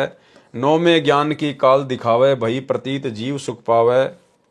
10वें भेद पर धाम की बाणी, साख हमारी निर्णय ठानी। साखी भाव प्रेम उपजावे, ब्रह्म ज्ञान की राह चलावे। 3वें वंश अंश अधिकारा, 3वें सो शब्द होई निर्धारा। संवत 1775 होई, ता दिन प्रेम प्रकटे जग सोई। आज्ञा रहे ब्रह्म बोध लावे, कोली चमार सबके घर खावे। साखी हमारे ले जीव समझावे, असंख्य जन्म में ठोर न पावे। 12वें पंथ प्रगट होवे बाणी, शब्द हमारे की निर्णय ठानी। अस्थिर घर का मरम न पावे, ये 12 पंथ हम ही को ध्यावे। 12वें पंथ हम ही चलावे, सब पंथों को मिटाकर एक पंथ चलावे। कबीर परमेश्वर क्या कह रहे हैं कि उस 12वें पंथ में, गरीबदास जी वाले पंथ में फिर आगे चलकर हम स्वयं ही आएंगे। कोई अवतार नहीं भेजेंगे, कोई आत्मा नहीं भेजेंगे, स्वयं ही आने की बात कही है। 12वें पंथ हम ही चलावे, सब पंथ मिट एक ही पंथ चलावे। तब लगी बोदो कूरी चमारा, फेरी तुम बोदो राज दरबारा। प्रथम चरण कलयुग निर्याना, तब मगहर मांडो मैदाना। धर्मराय से मांडो बाजी, तब धरी बोदो पंडित काजी। बावन वीर कबीर कहूँ, भव सागर सो जीव मुक्ताऊं। कलयुग को अंत पठियते, ग्रहण परे 3400 वारा। कलयुग लेखा भयो निर्धारा, 3400 ग्रहण परे सो लेखा कीन्या। कलयुग अंत हूँ पियाना दीन्या, 5505 तब ये शब्द हो गया साचा। सहस्त्र वर्ष ग्रहण निर्धारा, आगम सत्य कबीर पुकारा। धर्मदास मोरी लाख दुहाई, मूल शब्द बाहर ना जाई। पवित्र ज्ञान तुम जग में बाखो, मूल ज्ञान गोई गुप्त राखो। मूल ज्ञान जो बाहर पर ही, बिचली पीढ़ी वंश हंस नहीं तरही। 33 अरब ज्ञान हम भाखा, मूल ज्ञान गोए हम राखा। मूल ज्ञान तुम तब लग छुपाई, जब लग द्वादश पंथ मिट जाई। द्वादश पंथ का जीव स्थान, द्वादश पंथ अनशन के भाई। जीव बांधी अपने लोक ले जाई, द्वादश पंथ में पुरुष न पावे। जीव अंश में जाई समावे।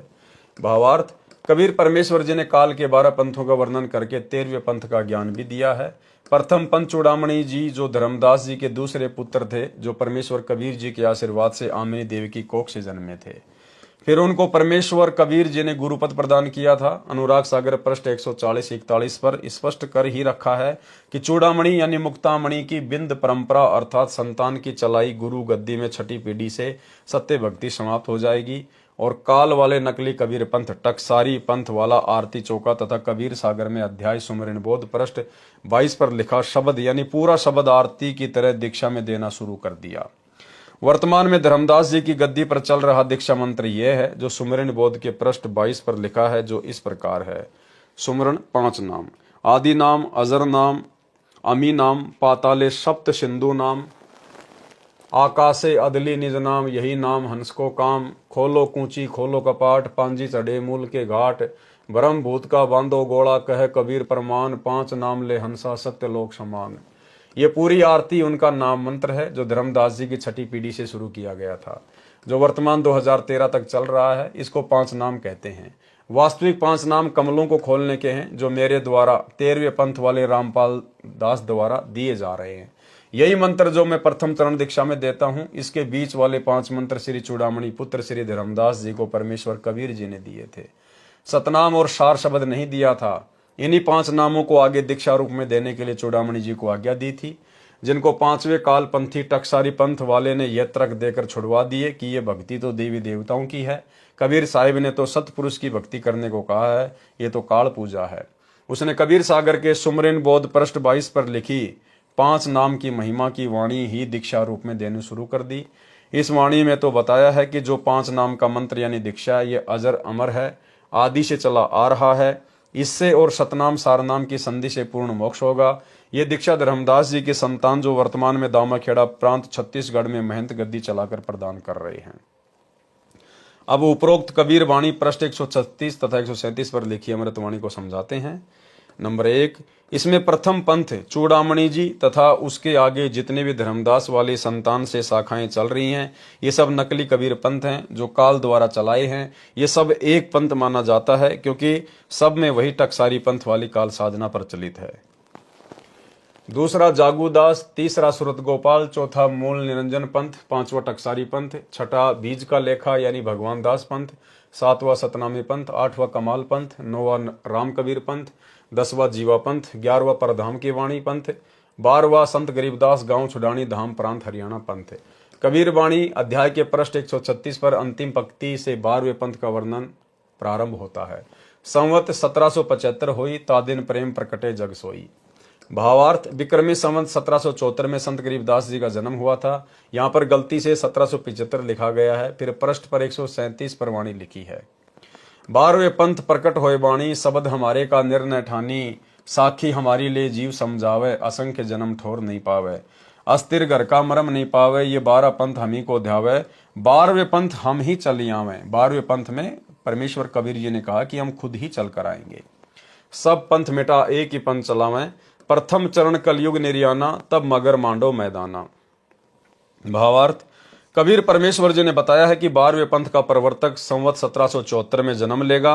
संत गरीबदास जी के विषय में कहा है। यह कबीर चरित्र बोध अध्याय के पेज 1870 पर भी स्पष्ट है कि 12वां पंथ गरीबदास जी का पंथ है। फिर कहा है कि 12वें पंथ में मेरी महिमा की वाणी प्रकट होगी, यानी गरीबदास जी जो 12वें पंथ वाला वह मेरी महिमा की वाणी बोलेगा। उसके अनुयायी तथा अन्य 11 पंथों के अनुयायी मेरी साखी यानी वाणी को आधार बनाकर उसको अपनी बुद्धि के अनुसार अनुवाद करके जीवों को समझाएंगे। मेरी वाणी में लिखे पद, छंद, शब्द तथा दोहों के अर्थों का अपनी बुद्धि से निर्णय किया करेंगे। ठीक से न समझकर उल्टा पुल्टा अर्थ लगाकर व्याख्यान करके असंख्य जन्म तक स्थायी स्थान यानी सतलोक प्राप्त नहीं कर सकते। ये 12 पंथों से दीक्षित मेरी साधना करने का दावा करेंगे, परंतु यथार्थ भक्ति मंत्र नहीं होने के कारण अस्थिर घर यानी अचल लोक की प्राप्ति का ज्ञान न होने से सतलोक नहीं जा सकेंगे। परमेश्वर कबीर जी ने कहा है कि फिर 12वें पंथ में हम ही चलकर आएंगे, यानी गरीबदास के पंथ में आगे चलकर हम स्वयं आएंगे। स्वयं आएंगे मतलब आज सतगुरु रामपाल जी जो आ चुके हैं गरीबदास जी के 12वें पंथ में, फिर 1994 में अपना यथार्थ 13वां कबीर पंथ चला दिया है। अर्थात सतगुरु रामपाल जी स्वयं ही कबीर परमेश्वर हैं। परमेश्वर कबीर जी ने कहा है कि फिर 12वें पंथ में हम ही चलकर आएंगे, यानी गरीबदास के पंथ में आगे चलकर हम स्वयं आएंगे। कबीर वाणी पेज 132 पर भी स्पष्ट किया है कि एक वस्तु गुप्त हम राखी, सो निर्णय तुम सो नहीं बाकी। नौतम सुरती हमारी शाखा, 7 सुरती की उत्पत्ति भाखा। 8वीं सुरती तुम चली आए, नौतम सुरती हम गुप्त छुपाए। नौतम सुरती वचन निज मोरा, ते ही ते पल्ला न पकड़े काल चोरा। भावार्थ, परमेश्वर कबीर जी ने स्पष्ट कर दिया है कि धर्मदास तुम 8वीं अच्छी आत्मा हो, आप आ चुके हो, अब 9वीं अच्छी आत्मा आएगी, वह मेरा निज वचन खास वचन है, यानी उसके पास मेरी पूर्ण शक्ति है। अब पूर्ण शक्ति अगर 9वीं आत्मा को दे दी गई है तो फिर कबीर जी के पास में क्या बच गया भाई। कोई यदि अपनी पूर्ण शक्ति किसी और को दे देगा तो वो तो खाली हो गया, फिर उसके पास में क्या है। और परमात्मा क्या कभी अपनी पूर्ण शक्ति किसी को देगा? कभी नहीं देगा। अगर किसी को दे दी तो फिर परमात्मा का अस्तित्व क्या रह गया। तो यहां पर यह कहना कि वो मेरी पूर्ण शक्ति प्राप्त है, स्वयं अपने लिए कह रहे हैं, यानी सतगुरु रामपाल जी स्वयं ही कबीर परमात्मा है, यानी उसके पास मेरी पूर्ण शक्ति है। ये मैंने तेरे से छुपा रखा था। पृष्ठ 137 पर स्पष्ट ही कर दिया है कि 12वें पंथ में हम आएंगे। स्पष्ट ही कर दिया है कि 12वें पंथ में हम आएंगे, यानी कबीर जी स्वयं ही आए हैं। अब वह 12वें पंथ में परमेश्वर के नौतम सुरती रामपाल दास आ चुका है। यहां अपने आप को छुपा देते हैं गुरुदेव। जैसे कबीर सागर में मिलावट करके धर्मदास जी की संतान वाले गद्दी वालों ने भ्रम फैलाया है कि धर्मदास जी तथा उनकी संतान चूड़ामणि की संतान जो 42 पीढ़ी चलेगी उनसे जगत का उद्धार होगा, यहां तक भ्रम फैलाया है कि कबीर परमेश्वर जी ने कहा है कि जब तक धर्मदास जी की 42 पीढ़ी की गुरु परंपरा चलेगी तब तक मैं कबीर जी पृथ्वी पर नहीं आऊंगा। विचार करें कि यदि ये सत्य होती तो ये नहीं कहते कि मैं 12वें पंथ में चलकर आऊंगा। यदि ऐसा होता तो संत गरीबदास जी को संवत 1784 में गांव छुडानी में नहीं मिलते। पृष्ठ 137 पर आगे कहा है कि कलयुग का प्रथम चरण कब था? प्रथम चरण कलयुग निर्याना, तब मगहर मांडो मैदाना। परमेश्वर कबीर जी ने बताया है कि मैं मगहर में एक लीला करूंगा, ब्राह्मणों के साथ आध्यात्मिक मैदान मांडूंगा, यानी ज्ञान गोष्ठी करूंगा। मैदान मांडने का भावार्थ है कि किसी के साथ कुश्ती करना या लड़ाई करना या ज्ञान चर्चा यानी शास्त्रार्थ करने के लिए चैलेंज करना। पंडित जन कहा करते थे कि जो काशी शहर में मरता है वह स्वर्ग में जाता है तथा जो मगहर शहर में मरता है वह गधा बनता है, इसलिए मगर में कोई मत मरना। परमेश्वर कबीर जी कहते थे कि सत्य साधना करने वाला मगर में मरो तो भी स्वर्ग तथा स्वर्ग से भी उत्तम लोक में जाता है। मगहर नगर उत्तर प्रदेश में, जिला संत कबीर नगर में है, गोरखपुर से 25 किलोमीटर अयोध्या की ओर है। कबीर परमेश्वर जी ने कहा कि मैं मगहर में मरूंगा और उत्तम लोक में जाऊंगा। विक्रमी संवत 1575 सन 1518 माघ के महीने की शुक्ल पक्ष की एकादशमी को परमेश्वर कबीर जी ने सतलोक जाने की सूचना दे दी। काशी से मगर सीधे रास्ते से 150 किलोमीटर है। उस समय कबीर परमेश्वर जी लीला में आयु 120 वर्ष की थी। पैदल चलकर 3 दिन में काशी शहर से मगर स्थान पर पहुंचे। काशी नरेश वीर सिंह बघेल कबीर परमेश्वर जी का शिष्य था तथा मगर नगर का नवाब बिजली खान पठान भी परमेश्वर कबीर जी का शिष्य था। दोनों अपनी अपनी सेना लेकर मगर के बाहर आधा किलोमीटर दूर आमी नदी के किनारे जहां पर कबीर जी बैठे थे वहीं पहुंच गए। परमेश्वर कबीर जी ने एक चद्दर अपने नीचे बिछवाई। भक्तों ने श्रद्धा से 2-2 इंच फूल बिछा दिए। कबीर जी उस पर लेट गए तथा कहा कि मैं संसार छोड़कर जाऊंगा। उस समय हजारों की संख्या में लोग तथा सेना के जवान उपस्थित थे, ब्राह्मण भी देखने आए थे।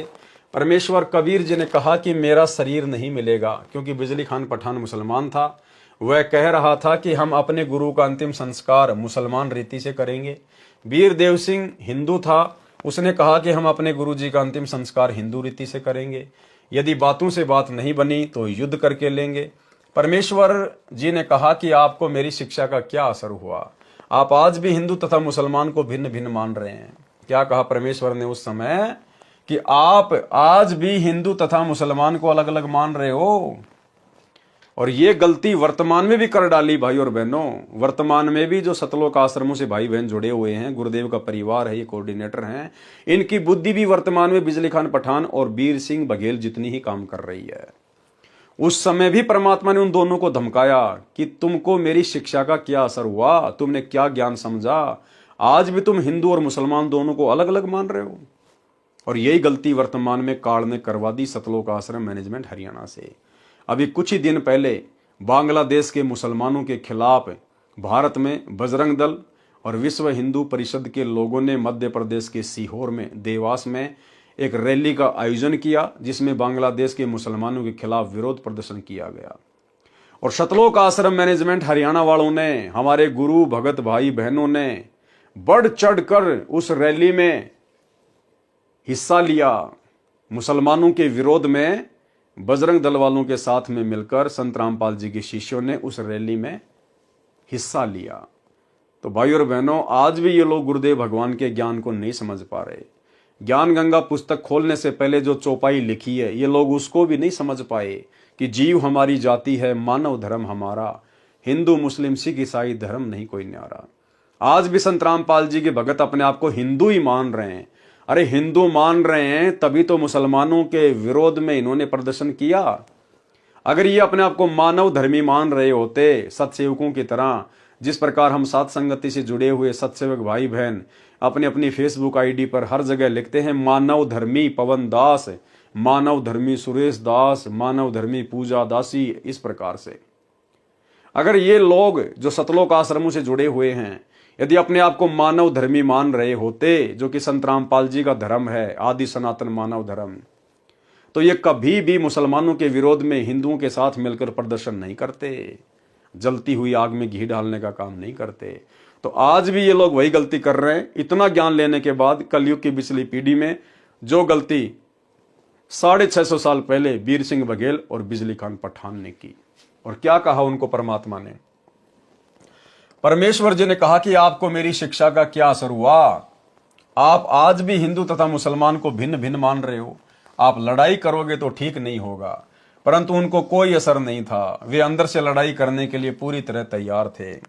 परमेश्वर अंतर्यामी थे। उनको कहा कि यदि मेरा शरीर मिल जाए तो आप मेरे शरीर को आधा आधा बांट लेना, एक एक चादर ले लेना, लड़ाई न करना। परमेश्वर कबीर जी ने एक चादर ऊपर ओढ़ ली। कुछ देर पश्चात आकाश से आवाज आई कि चादर उठाकर देखो, मुर्दा नहीं है। देखा तो शरीर के स्थान पर सुगंधित ताजे फूलों का ढेर सौ के समान मिला। हिंदू तथा मुसलमान कहाँ तो मारने काटने पर तुले थे, कहाँ एक दूसरे को गले लगाकर रो रहे थे। पंडित भी आश्चर्यचकित थे कि मगर मरने वाला सशरीर स्वर्ग चला गया, क्योंकि पंडितों को सतलोक का ज्ञान नहीं है। दोनों धर्मों ने एक एक चादर तथा आधे आधे फूल ले लिए। दोनों ने मगर में यादगार बनाई जो पास पास बनी है। बिजली खान पठान ने दोनों यादगारों के नाम 500 बीघा जमीन दे दी, जो आज भी प्रमाण है। 1 बीघा पुराना, 2.75 बीघा नया, 1 एकड़ 5 नए बीघों का है। वह समय कलयुग का प्रथम चरण था, जिस समय परमेश्वर कबीर जी मगर से सशरीर सतलोक गए थे। कलयुग का बिचली पीढ़ी का समय परमेश्वर कबीर जी ने बताया था कि जिस समय कलयुग 5505 वर्ष बीत जाएगा तब हम 13वां पंथ चलाएंगे। क्या कहा था कबीर परमेश्वर जी ने? जब कलयुग का समय 5505 वर्ष बीत जाएगा तब हम 13वां पंथ चलाएंगे। सन 1997 में कलयुग 5505 वर्ष बीत चुका है, वह 13वां पंथ प्रारंभ हो चुका है। कलयुग का अंतिम चरण परमेश्वर कबीर जी ने बताया था कि जिस समय 3400 ग्रहण सूर्य के लग चुके होंगे तब कलयुग का अंत हो जाएगा। कलयुग पयाना यानी प्रस्थान कर जाएगा। कबीर बाणी पृष्ठ 137 पर पंक्ति नंबर 14 गलत लिखी है। यथार्थ चौपाई इस प्रकार है, 13 पंथ चले रसदानी, नौतम सुरती प्रगट ज्ञानी। पंक्ति नंबर 13 भी गलत लिखी है। ठीक इस प्रकार है, 67 वर्ष पंथ चले निर्धारा, आगम सत्य कबीर पुकारा। वाणी नंबर 12 भी गलत है। ठीक नीचे पढ़िए, कलयुग बीते 5505, तब ये वचन होएगा सांचा। पंक्ति नंबर 15 भी गलत लिखी है। ठीक निम्न है, कबीर भक्ति करे सब कोई, सकल सृष्टि परमानिक होई। भावार्थ, परमेश्वर कबीर जी ने तीनों चरण कलयुग के बताए हैं। फिर धर्मदास जी से प्रतिज्ञा सौगंध दिलाई कि मूल ज्ञान यानी तत्व ज्ञान तथा मूल शब्द सार शब्द किसी को उस समय तक नहीं बताना है जब तक 12 पंथ मिट न जाएं। विचार करें, 12 पंथ मिटाकर एक पंथ चलाना था। उस समय जिस समय कलयुग में 5505 वर्ष बीत जाएगा, कलयुग का वह समय सन 1997 में है, तो इससे पहले ये नाम बताना ही नहीं था। तो दामाखेड़ा छत्तीसगढ़ वाले धर्मदास जी के बिंद यानी संतान गद्दी वालों के पास तो सार शब्द तथा तत्व ज्ञान है ही नहीं। न तो वे मुक्त कर सकते हैं और न ही मुक्त हो सकते हैं। उसके लिए परमेश्वर कबीर जी के अनुराग सागर पृष्ठ 140-141 पर स्पष्ट कर दिया है कि हे धर्मदास, तेरा छठी पीढ़ी से यथार्थ पंथ नाम की साधना भी समाप्त हो जाएगी। कालपंथी टकसारी जो काल के द्वारा चलाए कबीर नाम से चले पंथों में 5वां पंथ है, उसकी आरती चौका तथा नाम दीक्षा प्रारंभ करेगा, जो दामाखेड़ा में वर्तमान में चल रही है। फिर पृष्ठ 137 कबीर वाणी पर पंक्ति नंबर 19 में यह भी स्पष्ट कर दिया है कि मैंने यानी कबीर परमेश्वर जी ने 33 अरब ज्ञान बोला है, परंतु तत्व ज्ञान मूल ज्ञान गुप्त ही रखा है। यह तो उसी समय खोलना है जब कलयुग का बिचला चरण चलेगा, यानी वर्तमान समय। 33 अरब ज्ञान हम भाखा, मूल ज्ञान गुप्त हम राखा। काल वाले कबीर पंथ के जीव कहाँ जाएंगे? 12 पंथ अनशन के भाई, जीव बोध अपने लोक ले जाई। 12 पंथ में पुरुष नहीं आवे, जीव अंश में जाई समावे। भावार्थ, 12 पंथ काल अंश के चलेंगे, वे जीवों को गलत ज्ञान देकर अपने अपने लोकों में ले जाएंगे। सतलोक नहीं जा सकते, ये ऊपर स्पष्ट हो चुका है। पृष्ठ 138 से 156 तक दामाखेड़ा वालों ने यथार्थवाणी को घुमाकर मिलावट करके बिगाड़ कर ये सिद्ध करने की कोशिश की है कि धर्मदास जी की 42 पीढ़ियों से जीव मुक्त होंगे। वास्तविकता यह है कि परमेश्वर कबीर जी ने बताया था कि तेरी कुल संतान इतनी हो जाएगी। यदि तेरी संतान काल जाल में नहीं फंसेगी तो यह संभव होगा, जो पृष्ठ 138 से 156 पर लिखा है। विचार करें, यदि इन पृष्ठों के ज्ञान को सत्य माने तो पृष्ठ 148 पर पंक्ति नंबर 14 में लिखा है कि 20 दिन और वर्ष 25 इतना कुल में चले संदिशा। भावार्थ, प्रत्येक गद्दी वाला 25 वर्ष और 20 दिन तक गद्दी पर रहेगा। विचार करें, क्या वर्तमान तक 13 पीढ़ी चल चुकी है, इनमें कोई 25 वर्ष 20 दिन गुरु पद पर रहा है? नहीं तो अपने आप वाणी का सिद्ध होता है। यदि काल छठे पीढ़ी वाले को नहीं ठगता तो यह समय सही रहता। कबीर बाणी पृष्ठ 149 पर पीढ़ी नंबर 6 का वर्णन। छठे वंश अंश अधिकारा, ताते काल आनी पेठारा। पुनि आवे पुरुषई सैदानी, तरे कड़िहार तिन्ही के परवानी।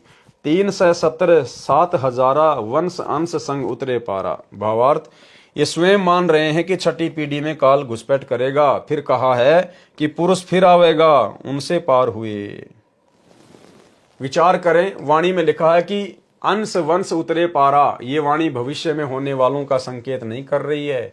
इसका भावार्थ है कि 7370 अंश वंश पार उतर गए। यदि सत्य वाणी होती तो लिखते उतरेंगे पारा। फिर इसी पर पृष्ठ 149 पर पीढ़ी नंबर 4 की वाणी में लिखा है कि 1303 कड़िहार तिनके संग उतरी गयो पारा। भावार्थ है कि 1303 कड़िहार उनके साथ पार उतर गए। ये भी भविष्य का संकेत नहीं है, यह तो भूतकाल यानी बीते समय का ज्ञान है। इसलिए सब वाणी पृष्ठ 138 से 156 तक बनावटी तथा मिलावटी है। पृष्ठ 156 से 160 तक का सारांश। पृष्ठ 156 के नीचे की वाणी तथा पृष्ठ 157, 158, 159, 160 पर परमेश्वर ने स्पष्ट किया है कि जो नौतम सुरती 13वें पंथ से दीक्षा लेकर गुरु मर्यादा में रहकर भक्ति की कमाई करेंगे, वे सत्यलोक में विशेष स्थान पर रहेंगे। उनके सिर पर छत्र होगा, उनको परमेश्वर अपने समान शोभा प्रदान करेंगे। वे परमेश्वर कबीर जी के विशेष लाडले होंगे। उनके शरीर की शोभा तो 16 सूर्यों के प्रकाश जितनी ही रहेगी। इन पृष्ठों पर भी अधिक वाणी मिलावटी बनावटी है। उदाहरण के लिए पृष्ठ 160 पर अंत में वाणी लिखी है, सुनो धर्मदास मैं तुम्हें बखानी, आदि अंत की सुधी तुम जानी। संवत 1569 आवे, सतगुरु चली उड़ीसा जावे। जब लग वंश करे गुरुवाई, तब लग धरती धरो नहीं पाई। जब लग वंश 42 संसारा, तब लग नहीं आऊं पिछवारा। वचन वंश हम 40 बाखा, जग की मुक्ति वचन की शाखा। इन वाणियों में कहा है कि कबीर पुरुष ने कहा था कि संवत 1569 में सतगुरु उड़ीसा जाएगा। इस वाणी से ही स्पष्ट है कि कोई वाणी कहने वाला परमेश्वर कबीर जी से अन्य है, जो कह रहा कि सतगुरु कबीर जी, क्योंकि धर्मदास जी के सतगुरु कबीर परमेश्वर जी थे, संवत 1569 में उड़ीसा जाएंगे। उनके पश्चात जब तक धर्मदास जी के 42 पीढ़ी वाले दीक्षा देते रहेंगे, मैं धरती के ऊपर पैर नहीं रखूंगा, मैं कबीर जी फिर संसार में नहीं आऊंगा। विचार करें, परमेश्वर कबीर जी विक्रमी संवत 1575 सन 1518 को मगर स्थान से सशरीर सतलोक गए थे। वाणी में लिखकर सिद्ध किया है कि विक्रमी संवत 1569 को उड़ीसा से सतलोक चले गए थे। पहली झूठ। दूसरी झूठ, उसके पश्चात यानी संवत 1575 को सतलोक जाने के पश्चात परमेश्वर कबीर जी संत गरीबदास जी को संवत 1784 सन 1727 में फाल्गुन मास की सुधी चांदनी द्वादशी को परमेश्वर कबीर जी मिले। गुरु ज्ञान अमान अडोल अबोल है, सतगुरु शब्द सेरी पिछाणी। दास गरीब कबीर सतगुरु मिले, आन अस्त्यान रोप्या छोड़ानी। अन्य को भी परमेश्वर कबीर जी सतलोक जाने के पश्चात मिले हैं। संत दादू दास जी को मिले, संत घीसा दास जी को मिले, मुझदास रामपाल दास को सन 1997 में, संवत 2054 को फाल्गुन मास सुदी एकम को मिले। इससे स्पष्ट है कि कबीर सागर में काल द्वारा चलाए कबीर पंथ वालों ने बहुत गड़बड़ कर रखी है, परंतु अब भी बहुत कुछ सच्चाई शेष है जो उनकी कुदृष्टि से बच गई। इसकी पूर्ति संत गरीबदास जी द्वारा परमेश्वर कबीर जी ने कराई तथा पुराने कबीर सागर से भी शुद्धियां करके यह कबीर सागर का सरलार्थ पुस्तक परमेश्वर कबीर जी की कृपा से मेरे पूज्य गुरुदेव स्वामी राम देवानंद जी के आशीर्वाद से तैयार की गई है। कबीर सागर के अध्याय कबीर वाणी का सारांश संपूर्ण हुआ। सत साहिब। तो भाई और बहनों, आज के वीडियो में केवल इतना ही, क्योंकि आज के वीडियो में गुरुदेव भगवान ने जो धर्मदास जी की वंश गद्दी वाले हैं, जो अपने आप को कबीर पंथी कहते हैं, उन्होंने किस कदर कबीर सागर में मिलावट कर रखी है। जो बातें उनको तत्व ज्ञान के अभाव में समझ में नहीं आई, उन्होंने उनको या तो हटा दिया या उनमें फेरबदल करके अपने समझ के अनुसार मनमाना आचरण करते हुए लिख डाली। तो गुरुदेव भगवान ने उस कबीर सागर को दोबारा से पूरे को शुद्ध किया है और शुद्ध करके फिर परमेश्वर ने अपने कर कमल से ये कबीर सागर का सरलार्थ लिखा है। तो आज की वीडियो में ज़्यादातर जो जानकारी थी वो केवल कबीर पंथ से संबंधित लोगों के लिए थी। हम यथार्थ 13वें कबीर पंथ वालों के लिए ज़्यादा महत्वपूर्ण बातें नहीं थी। लेकिन कल रात्रि 8 बजे जो अगला पार्ट होगा 39 नंबर, उसके अंदर स्वतंत्र कर्मों के विषय में परमेश्वर ने जानकारी दी है। तो कल हम रात्रि 8 बजे लाइव जुड़ेंगे। तब तक गुरुदेव भगवान हम सबको आज्ञा दे, इजाज़त दे, आशीर्वाद दे। बंदी छोड़ सतगुरु रामपाल जी भगवान की जय हो।